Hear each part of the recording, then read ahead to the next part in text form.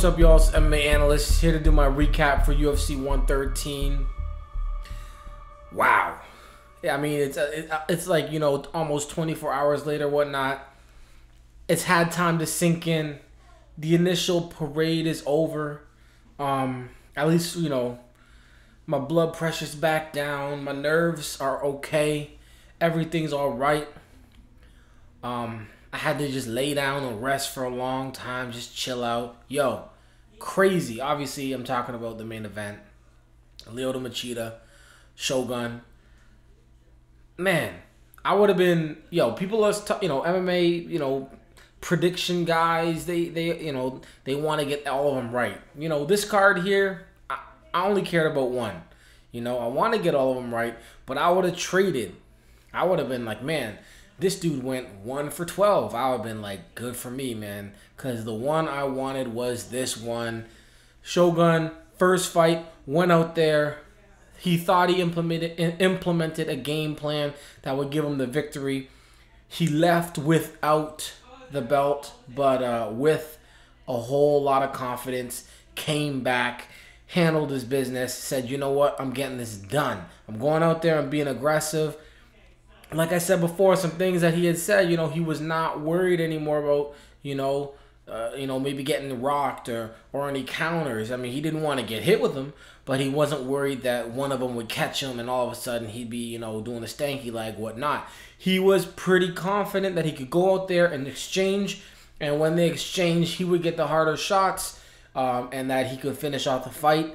Third round, I thought it would be, you know. Second round, I was like, I don't know, maybe. First round, hey, man, even me, I wasn't even thinking first round. You tell me first round straight KO, that's the other thing. I was like third round TKO, second round, maybe we can start bringing in knockouts. But we talking about first round flat on the back, smack dab in the cage like that. Oh, snap.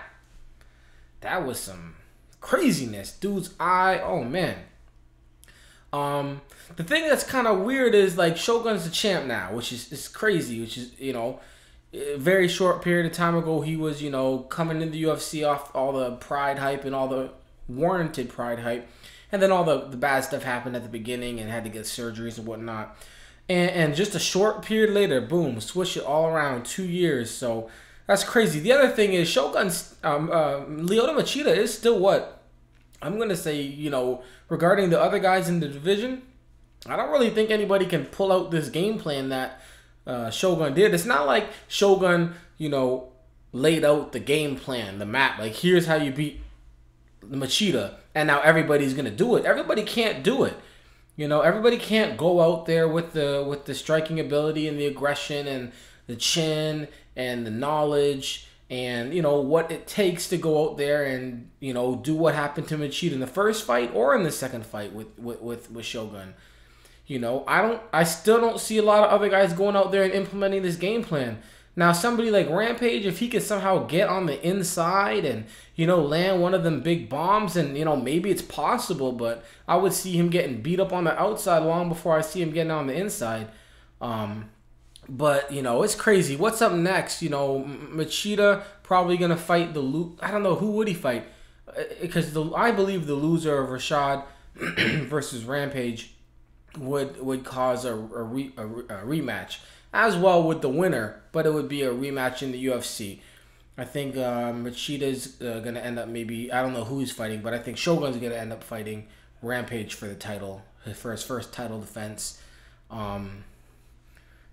Rampage, you better get your leg checking. You better check those kicks and not be so afraid of that clinch or something, because there's a typhoon coming your way. Next fight. Congratulations, Shogun. Y'all, as always, man, whenever Shogun comes around, does his thing, I'm coming at you with that interview. That's right. Next couple days. All right, I'll get to that in a whole other video, kind of break it down for everybody. All right, congratulations, new light heavyweight champion. Oh yeah, by the way, I'm pretty sure Joe Rogan was really wanting Shogun to win, Because he was saying all the stuff that all the big Shogun fans were saying. You know, the uncrowned king is the champion. He was saying all the stuff. Like, he was like saying, this is the revenge. This is what should have happened. This is what was rightfully his. He was saying all that craziness. I'm like, Joe, you're supposed to be a little more impartial than that. Damn, you can't just be so blatant, Joe. You know what I mean? But hey, a fan is a fan is a fan. Josh Koscheck versus Paul Daly. Koscheck did what we thought he would do. He went out there, got the takedowns, kept the takedowns, controlled on the ground. Oh my goodness, got hit with a whiff. His face was low and he came up with that knee. And the thing is, it's kind of crazy. It's not illegal because he hit him, or because it's not illegal because he missed him. It was clear, definitely by the end of the fight, when we see what happened when he tried to land that after the bell. He tried to lay him out. It was clear that he was ready. Daly was ready and willing to lay down that illegal blow. You know, I believe Daly was laid on his back in the first round, realized, I don't think I'm going to be able to do what I said I could do. And rather than go through this whole fight and get 3 rounds laid on, I'd rather deliver an illegal blow, get a good licking, get a good shot in, might even get DQ'd, but at least I can go and work on my wrestling for the next 4 or 5 months, come back stronger. But, Koscheck was ready too. Koscheck was ready to play the game side. Here's what happened. He looked at the camera like, ref, you saw that? And then he's like, oh, he saw it. Oh, I'm so hurt. Laid on his back with his hand covered up. Oh, I don't know. He's probably acting like, oh. He's like, Koscheck, can you continue? Josh, can you continue? They're like, all right, man. Well, you do all that. We're just going to go back to 2010 and watch the replay. Everybody sees the knee. I'm going to use my fist because I ain't, right by the eye. No whip back, nothing, no connection. Everybody booing the hell out of Koscheck. That happens for like 35 seconds. We come back, and Koscheck is standing on the side of the cage like, all right, we ready to go. I'm like, wow, Josh, no, no. Josh said, dude's a blatant cheater. He said that, he was greased up. He said he could smell the grease. I said, what's this dude coming in here? Crisco oil? Did they cook him before he came? How can you smell the grease? I don't know. But he said he could smell the grease. He said that he was eye gouging him. We obviously saw the attempt with the knee, and then we saw the end-all, the be-all, get your ass kicked out of the UFC for life, strike after the bell. I believe it's a complete UFC, you gotta do what you gotta do thing. They're trying to get this sanctioned in Ontario. They're trying to do a lot of stuff. They're trying to get their money in other markets, and they can't can't have this used against them. So they say, we can't let these guys, they're all animals. These guys can't even control themselves. Look what happened here. Just a few weeks after there was a brawl on network TV in the UFC, this guy tried to punch this dude after the bell. And what's Dana going to say? Yo, we cut him. We cut him that night. That contract was null and void immediately. So, I believe that was part of the reason why he was ushered out so quickly, so the UFC could just be like, yo, man, we did our job. We did above and beyond. But, if this was a more established sport of mixed martial arts, if they weren't worried about, the heavy politics that lie ahead of them with trying to get the sport sanctioned in different cities like New York, Toronto, and states like New York and Ontario, I believe, they would have got a regular, you get fined X amount, you get suspended from the athletic commission for, 9 months, a year, who knows. And then he would have been back, but now, and he's not worried either. Dana's not worried. What are you going to do? Go over to Strikeforce? You know what I mean? Their champion already choked you out in a minute, 21 seconds. He's on the way to the UFC. You can go back there, and who are you going to fight? You know what I mean? So, it is what it is. Congratulations, Koscheck, getting the title shot. Going to be a coach on Ultimate Fighter. Paul Daly, you're probably going to be going to Strikeforce again. Maybe Japan.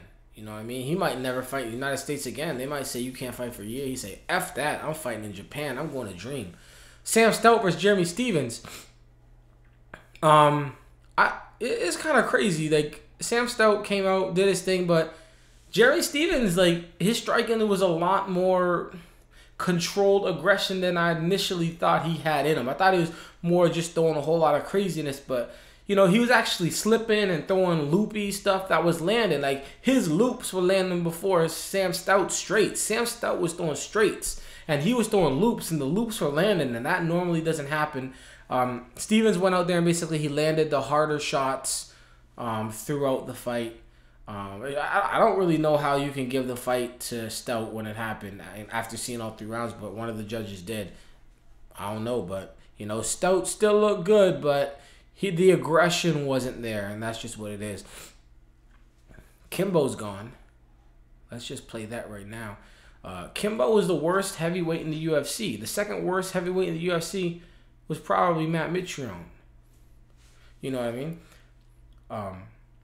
Matt Mitrione used to be the 3rd worst heavyweight in the UFC, and that's when, you know, Marcus Jones, Big Baby, was in the UFC. So, I mean, this was clearly a situation where, you know, I don't know if it was like the UFC is saying, well, we can't put Kimbo against these other guys that'll just beast him because then we can't make money off him later.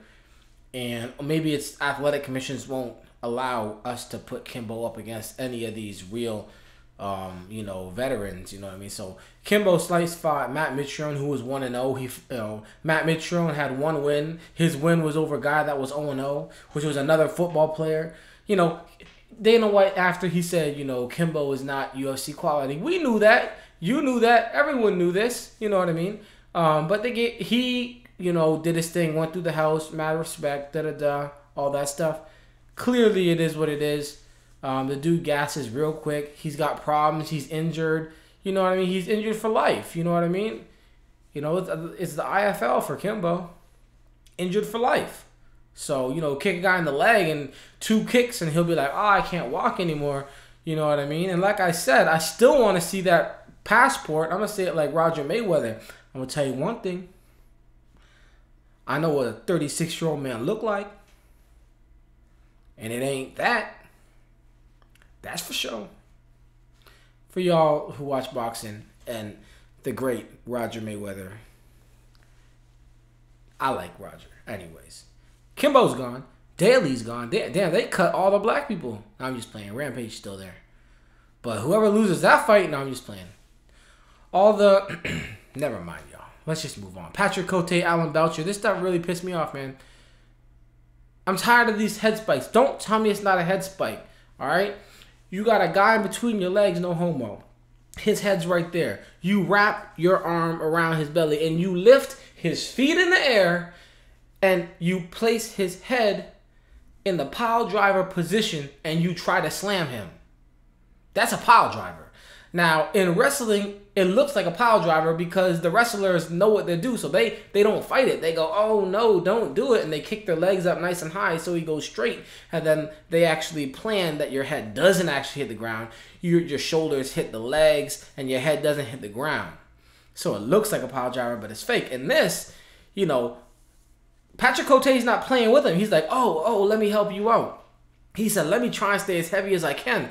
Alan Belcher tried his best to straighten him out and drop him on his head. He tried his best, and he wasn't strong enough, and Cote was just, you know, he had enough foresight to be like, yo, you need to not let this happen.